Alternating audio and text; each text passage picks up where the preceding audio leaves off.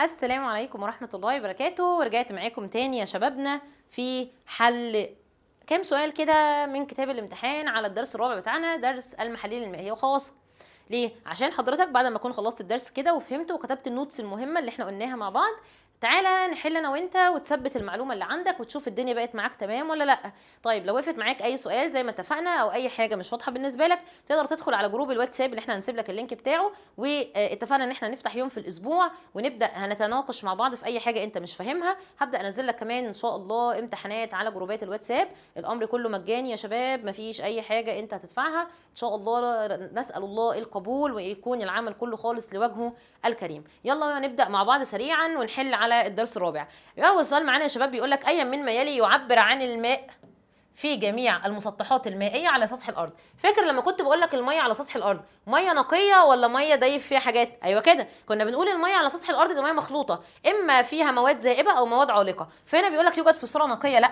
بيقول لك به مواد زائبه او عالقه، ايوه هي ديت. عند نفس درجه الملوحه، لا. نفس درجه الحراره، لا. تمام، يبقى الميه في المسطحات المائيه به مواد زائبه او عالقه. طيب السؤال الثاني بيقول لك اي من ما يلي من الخواص الجمعيه للمحاليل. احنا خدنا كام خاصيه جمعيه للمحاليل؟ خدنا 4 خواص. لما كنا بنتكلم عن الاول خاصيه معانا كانت الضغط البخاري. الضغط البخاري للمحلول منخفض.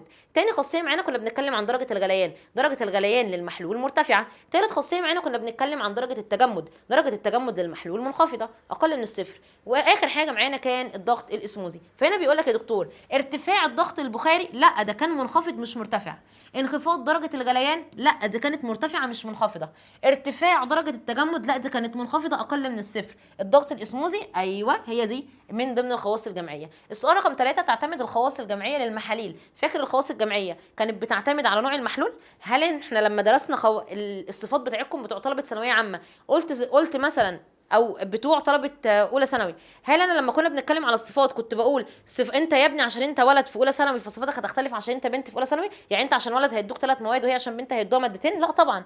فكنا بنقول مش بنبص للنوع، مش ببص لنوع المواد المذابه، ولكن ببص لكميه المواد المذابه. فهنا بيقول لك بقى بتعتمد الخواص الجمعيه هل على طبيعه الماده المذابه، طبيعه ماده طبيعه ماده المذيب، ولا طبيعه ماده المذاب، ولا حجم المحلول، ولا عدد الجزيئات؟ ايوه بقى، احنا مالناش دعوه بالطبيعه، مالناش دعوه بالانواع، ما خدناش اصلا الحجم. احنا معتمدين على ايه؟ على العدد. لما احط معلقه سكر في الميه غير لما احط 10 معالق سكر في الميه. فانا هنا معتمد على ايه؟ مش معتمد انا احط سكر ولا ملح، انا معتمد على الكميه، يبقى عدد جزيئات المذاب. ماذا يحدث للضغط البخاري للمحلول المائي عند زياده تركيز الماده المذابه؟ عارف يعني ايه انا بزود؟ هو بيكلمني عن الضغط، بزود التركيز، يعني عمال ازود الملح اللي عمال بيسحب في الميه وبيمنعه ان هو يتبخر. فالميه لو ما اتبخرتش مش هتتكثف ومش هتضغط. يبقى كلما يزداد التركيز الضغط يقل ولا يزيد؟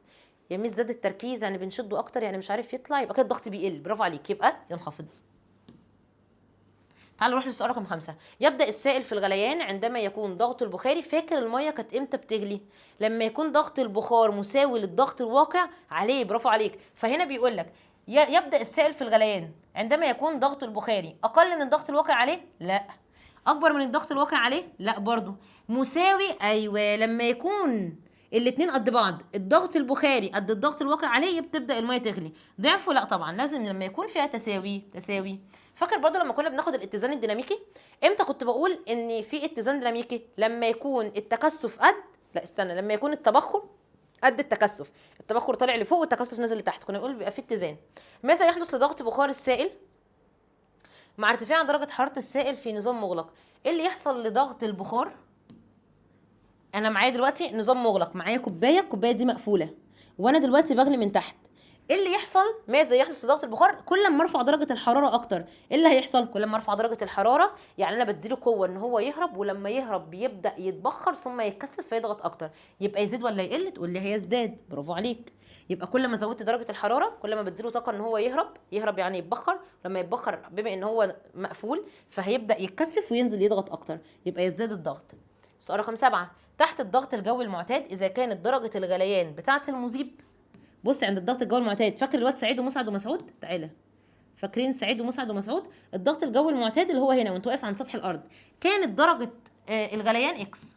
طيب فان درجه غليان المحلول الناتج عن ذوبان احد الاملاح، لو انا دوبت ملح، ها فاكر ايه اللي يحصل لو انا دوبت الملح في الميه؟ يبقى عايز درجه غليان اعلى ولا اقل؟ تقول لي دوبت ملح يعني في ناس كتير ماسكني، يعني انا عايزه طاقه جامده عشان اقدر افك منهم، يبقى بتزداد درجه الغليان. يبقى ايه اللي بيحصل؟ يبقى عايز اكس ولا اعلى من اكس ولا اقل من اكس ولا بتساوي نص اكس؟ طبعا اعلى من اكس، ما دام بقى محلول يبقى انا عايزه طاقه اكتر من الميه النقيه.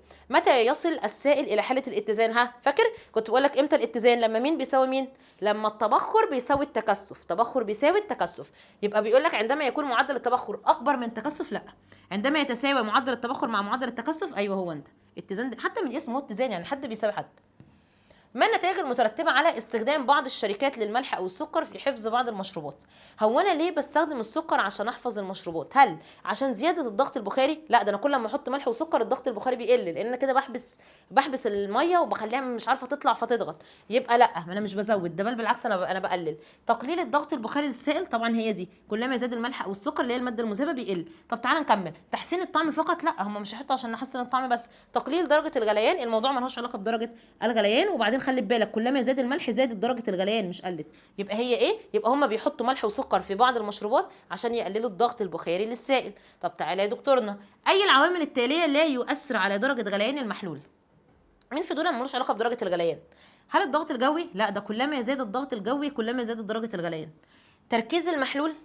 حجم، خلي بالك كلما زاد تركيز المحلول كلما زادت درجه الغليان. عدد الايونات، ما هي عدد الايونات زي التركيز، كلما زاد عدد الايونات كلما زادت درجه الغليان. ولا حجم المحلول؟ بالله عليك احنا خدنا حجم، احنا مالناش علاقه بالحجم اصلا، فتبقى هي دي، وبيقول لك احنا بندور على الغلط. يبقى الغلط معانا هي مين؟ هي حجم المحلول. طيب تعالى نروح للسؤال اللي بعده. ما اثر الزياده في عدد جزيئات المذاب في المحلول على درجه الغليان المحلول وضغط الاسموزي على الترتيب؟ يعني ايه يا دكتور؟ يعني هو بيقول لك لو انت فضلت تزود عدد المذاب، بدل ما تحط معلقه سكر حطيت 10. طيب هو انا لو حطيت سكر كتير او ملح كتير، يعني انا زودت المذاب، ايه اللي هيحصل في درجه الغليان؟ تقول لي يا ميس انت لما بتحط كتير كانك ربطاه بخيوط اكتر، يبقى هو كده عايز طاقه اكتر عشان يقدر يتحرر، يبقى درجه غليانه اعلى. يبقى انا عايزه ايه؟ يبقى كده درجه الغليان هتزيد. طب تعالى روح للضغط الاسموزي. ضغط الاسموزي كأن انا عماله اكل ملح كتير، يبقى انا كده هسحب ميه كتير ولا قليل؟ هسحب ميه كتير، يبقى ده برضو تزيد. يبقى تزيد الاختيار الف.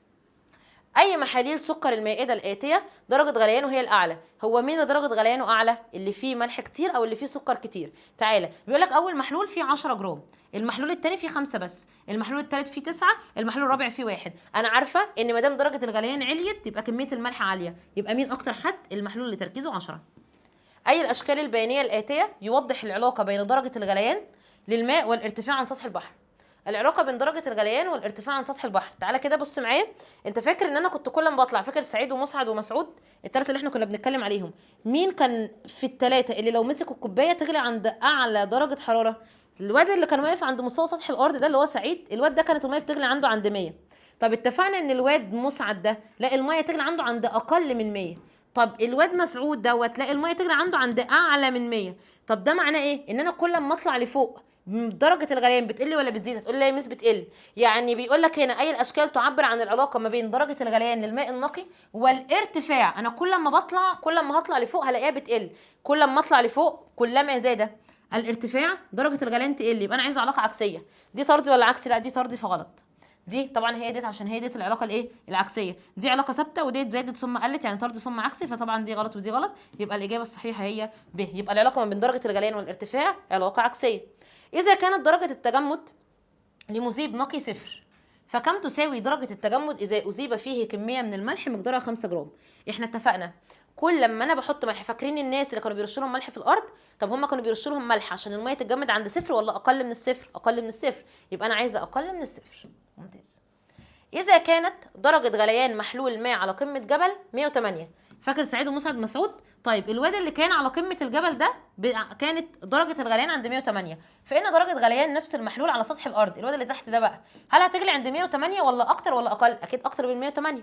طب تعالى 106 لا، 104 لا، 108 لا، يبقى 110. أنا عايزة أكتر من 108. طب عارفين لو كنا خدنا الواد اللي في الحفرة كان يبقى أكتر كمان من ال 110 دي، لأن كل ما أنزل لتحت بيزيد الضغط. ما سبب انخفاض درجة تجمد محلول المائي مقارنة بدرجة تجمد الماء النقي؟ ليه المية ام ملح بيحصل لها عملية تجمد أقل من المية النقية؟ تقول لي يا ميس عشان المية ام ملح الملح ماسك فيها، ماسك في جزيئات المية، مش راضي يخليها تاخد شكل البلورات، يبقى كده بسبب قوة التجاذب. فبيقول لك قوة التجاذب بين جزيئات المذاب ده اللي هو الملح وجزيئات الماء تعوق التجمد، طبعا هي دي ان الملح مش راضي يخلي الميه تتجمد. ولا الماء النقي يحتوي على عدد اكبر من جزيئات المذابه، ده ماء نقي اصلا ما عندوش جزيئات مذابه. ولا الاملاح الذائبه في المحلول بتقلل من الضغط الاسموزي، ازاي؟ ده كل ما زاد الملح كل ما زاد الضغط الاسموزي. انخفاض الضغط البخاري للماء النقي، لا طبعا، لقينا ان الماء النقي اعلى ضغط بخاري، يبقى الاجابه الصحيحه هو التجاذب. لماذا يتم رش الملح على الطرق في المناطق البارده بعد سقوط المطر؟ انا ليه برش الميه على الطرق؟ عشان تغلي عند عشان معذره، عشان الميه تتجمد عند صفر ولا اقل من صفر؟ لا، عند اقل من صفر. يبقى انا كده عايزه ازود درجه التجمد ولا اخفضها؟ يبقى انخفاض درجه تجمد المحلول، اهي اول اجابه. يتميز المحلول عن المذيب. فاكر يعني ايه محلول؟ محلول ده يعني ميه بملح. عن المذيب بانخفاض الضغط الاسموزي، طبعا المحلول كان عنده معذره انخفاض الضغط البخاري، طبعا هي دي الاجابه. كان بيتميز المحلول ان الضغط البخاري بتاعه قليل. فاكر ليه الضغط البخاري قليل؟ الضغط البخاري قليل عشان قلنا ان المحلول ده كانت جزيئات الملح شاده جزيئات الميه لتحت، جزيئات الميه عايز تطلع وتتبخر وبعد كده تتكثف وتنزل وتضغط، ما كانتش عارفه، تمام؟ فيبقى الضغط البخاري بتاعه قليل. ايا من ما يلي تؤدي زيادته الى خفض الضغط الاسموزي. ازاي الضغط الاسموزي يبقى منخفض؟ احنا اتفقنا بقى يبقى منخفض لما انا اكون ربطاه، يعني انا حطاله مذاب اللي هو الملح او السكر كتير. طيب بيقول لك ايه؟ ايا من ما يلي تؤدي الى زيادته. يعني مين اللي لو زاد هينخفض؟ لو زودت عدد جزيئات المذيب، يعني لو زودت الميه، لا انا مش بتكلم على ميه، انا بتكلم على المذاب. لو زودت عدد جزيئات المذاب، ايوه هي دي، كل ما زودت الملح كل ما قلت درجه مين؟ الملح ده كأن دي الخيوط اللي بتربط جزيئات الميه. درجه الحراره، لا طبعا. كميه المحلول، لا طبعا، انما هي مين؟ المذاب اللي هو الملح. بكده يا شباب احنا نكون خدنا ايه؟ خدنا حوالي كام؟ هو 19 سؤال على الدرس الرابع بتاعنا. حاولت ان انا اطبق معاك، مش عايز اطول عليك اكتر من كده. طبعا كمل انت باقي الحل، وقف معاك اي حاجه نبقى هنناقشها مع بعض سوا زي ما اتفقنا باذن الله على جروبات الواتساب اللي احنا هننزل لك اللينك بتاعها. كنت سعيده جدا ان انا معاكم. ربنا يحفظكم ويبارك فيكم يا شباب. باسمك اللهم وبحمدك، نشهد ان لا اله الا انت، نستغفرك ونتوب اليك. دمتم في امان الله، والسلام عليكم ورحمه الله وبركاته.